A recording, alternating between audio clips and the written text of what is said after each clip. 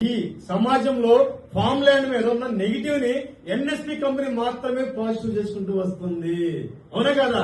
ఈరోజున ఎన్నో కంపెనీలు, ఫామ్ ల్యాండ్ కంపెనీలు సుమారు నాకు తెలిసి మన ప్రాంతంలోనే సుమారు ఒక 20 నుంచి 30 వరకు ఎన్నో ఉన్నాయండి. ఎవరైనా సరే అరే నేను భవిష్యత్తులో ఎరచన కొనాలని లైసెన్స్ కోసం ట్రై చేశాడా? ఎవరన్నా చేయాల? సరే ఎవరైనా సరే గోడను నేను క్రియేట్ చేశారు, గోడలో పెట్టుకోవాలని చెప్పేసి ఎవరైనా గోడకు పర్మిషన్ తీసుకున్నారా? అది చేయాల?